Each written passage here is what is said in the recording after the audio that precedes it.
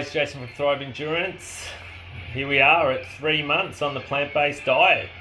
3 months since the whole game changer experiment, I guess. So I never thought that we'd actually probably make this video. I didn't actually think that I'd go this long. I sort of thought I gave myself probably 6 weeks, I think, to start with. I thought, that's a fair testing time.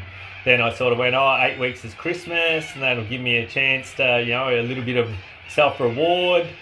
But yeah, I got, here we are now, 12 weeks in. And this week we got the blood tests done and we got the results. And everything come back really good. There was nothing that come back bad at all. Everything come back, like I've had probably, I think there was 10 or 12 tests I think I look back and seen I compared to, and everything was as good as average, if not a little bit better. So I wouldn't say that anything come back better than there would have been in one other test, but there was nothing that was worse than average either. So some of my previous tests have been worse. So a few things that we probably have been told that you need to look out for. So B12, mine come back at about 320. What that number means, I don't really know, but when I look back at my history, I've been between about 290 and 340, I think it was. So I was definitely probably at average or above. I've definitely been lower before when I wasn't plant-based. Iron, I'm pretty sure my number was 24, and I've been down as low as 19 before, and I think as high as 26. So once again, I was I think my second or third highest test for iron. So probably one thing that was probably to be expected but a little bit surprising was my cholesterol. My total cholesterol was down. Which you surprisingly say, that makes sense. But the reason it was down was my good cholesterol number had dropped, not my bad cholesterol number had dropped. So it's not like that the bad cholesterol number was really high, like I'm on the, I'm still within range, but the good cholesterol number was the one that dropped. So my total cholesterol, yes, it looked better, but in hindsight, my ratio of good to bad cholesterol had dropped it slightly, but I mean, I was still, I'm still well within good range. But saying that, my cholesterol never, probably since I had gone more on a lower carb diet, less refined sugar, processed food diet, my cholesterol levels have been really good anyway. So, I mean, we're splitting hairs there, but it was a little bit surprising because I thought that my bad cholesterol would have plummeted because I haven't eaten any cholesterol or much any animal fats whatsoever, which supposedly they say is the reason. So I don't know whether animal products doesn't necessarily make high cholesterol, like probably what I set out to achieve in the first place. But definitely all my other blood markers were good. My hematocrit was as good as it's ever been, my red blood count and my hemoglobin. So everything to do with red blood cell and health, red blood cell condition, all my numbers were right up there and were really good. I sent my results off to my sports doctor in Spain, and which he's seen the whole 10 results that I've had previously, and he was like, yep, thumbs up, look great, look awesome, can't wait to see the evolution of how it goes.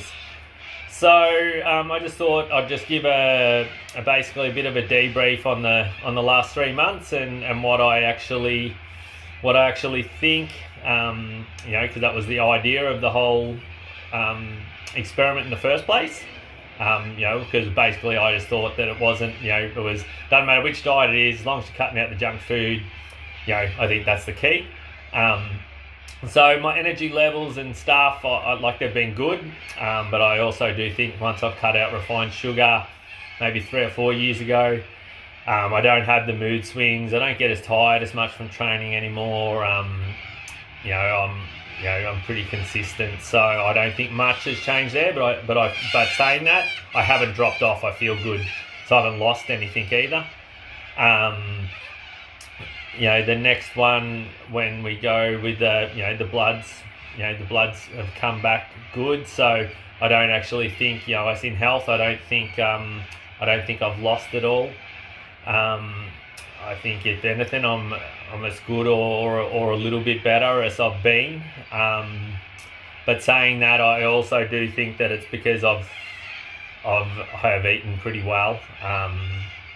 It's probably the most balanced diet that I've had, in the whole time that I've been eating, where I have, tried a fair few different other eating ways. But I think the key to this one is that there isn't really any convenience food, not in Shepparton anyway, that I can go and get. So, I can't just, an example is Shaz is away this week, and I've had to fend for myself and cook for myself, so I can't just pop down and get Nando's or get, Zambrero or something like that, it's not, necessarily that bad for you, but, it's not necessarily as good as food that you get at home. It's nice nutritionally dense food. So I think that's a little bit of it.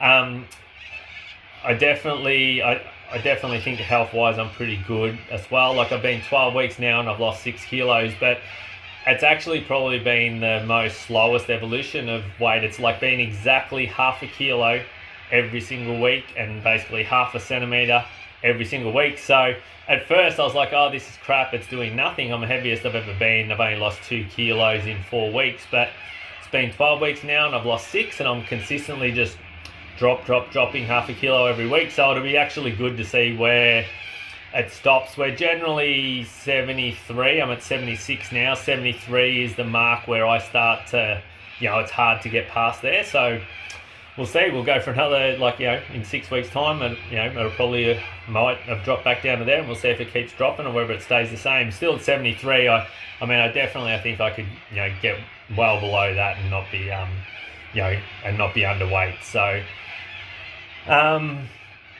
performance-wise, as I said, I did it. Like I said last week, I've done a fair bit of testing. I'm not really training for a race or anything, so. I'm just actually exercising and training for fun. So I'm in a pretty good spot, for that. All the testing so far has come back that I don't think has been detrimental to my performance. And if anything, I'm where I would expect to be or a little bit better. I'm nowhere near the best that I've ever been. I'm not saying that. It hasn't made me, any better than before, but I don't think that it's made me any worse either. I think all up, I can probably wrap it up to say that I think health-wise I'm just as good. Performance-wise I'm just as good. So